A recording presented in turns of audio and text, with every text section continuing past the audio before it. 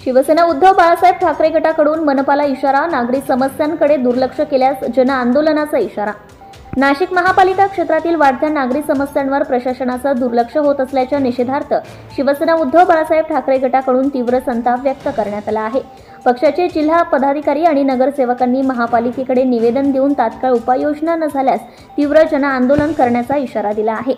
शहरात झालेल्या अवकाळी पावसामुळे अनेक झाडं रस्त्यावर कोसळली असून उद्यान विभागाकडून कोणतीही तातडीची कार्यवाही करण्यात आलेली नाही। गेल्या 10 दिवसांपासून पडलेली झाडं रस्त्यावरच पडून असून त्यामुळे नागरिकांना मोठ्या अडचणींना सामोरे जावे लागत आहे। तसेच पावसाळ्यापूर्वी नैसर्गिक नाल्यांची साफसफाई न केल्यामुळे अनेक भागात पाणी साचले आहे आणि नागरिकांच्या घरात पाणी घुसून घरगुती साहित्याचं मोठ्या प्रमाणावर नुकसान झालंय। शिवसेनेच्या पदाधिकाऱ्यांनी प्रशासनाकडून त्वरित नुकसान भरपाई आणि नैसर्गिक नाल्यांची साफसफाई करण्याची मागणी केली आहे। शहरातील रस्त्यांचीही दुरावस्था झालेली असून अनेक रस्त्यांवर खड्डे पडले आहेत। यासोबतच MNGL कंपनीकडून पावसाळ्यात रस्त्यांची खोदकामे सुरू आहेत, ज्यामुळे वाहतुकीला अडथळा निर्माण झाला आहे। प्रशासनाने यावर त्वरित अंकुश ठेवावा अशी मागणी करण्यात आली आहे। पावसाळी गटार योजनेतील अनेक चेंबर्स अडथळले असून वेळेवर दुरुस्ती होत नसल्याने नागरिकांना त्रास सहन करावा लागतोय। तसेच पावसाळ्यामुळे विद्युत पुरवठा खंडित झाल्याने पाणी पुरवठाही विस्कळीत झालाय। यासाठी महावितरणाकडून एक्सप्रेस फीडर लाईनद्वारे शाश्वत विजेची व्यवस्था करण्यात यावी अशी ही मागणी करण्यात आली।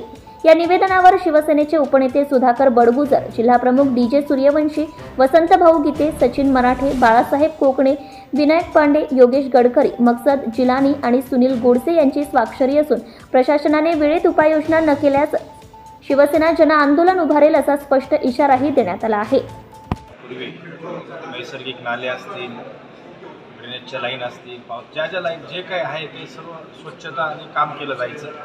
परंतु आता जर बघितलं, मागच्या आठवड्यापासून पावसामुळे पाणी साचलेलं आहे, लोकांच्या घरामध्ये पाणी गेलेलं आहे। आत्ता दादांनी सुद्धा मी सांगितल्याप्रमाणे झाडं कोसळली आणि उद्यान विभागाने ती उचलली पाहिजे, ती सुद्धा उचलली गेलेली नाही आणि अशा प्रकारचा प्रशासनावर कुठलाही वचक नाही।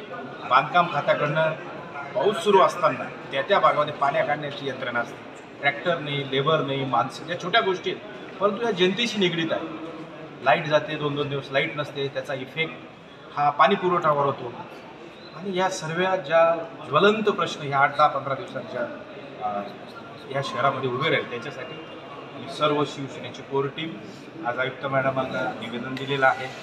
निवेदनात सविस्तर 5-7 मुद्दे दिले। ते जर झालं नाही, लोकांचं आंदोलन करायचं मूड आहे, शिवसैनिकांचं आंदोलन करायचं मूड आहे, परंतु त्यांना एक 8 दिवसाचा आम्ही अल्टिमेट देत आहोत। कदाचित आयुक्त मॅडम पुढच्या 8 दिवसात नसतील, तोपर्यंत यांनी हे विषय मार्गी लावले नाही तर आम्ही विभाग वाईज 6 विभागांमध्ये आमच्या पक्षाचे सर्व पदाधिकारी, कोर कमिटीचे लोक त्या विभागात आंदोलन करतील आणि तरी झालं नाही तरी प्रभाग वाईज आंदोलन होतील आणि नाही तर या महानगरपालिकेच्या राजीव गांधी भवनावर शिवसेना आमच्या पक्षाच्या वतीने धडक मोठं जनआंदोलन उभं करू, ही पूर्वसूचना देण्यासाठी आज आम्ही आलेलो होतो।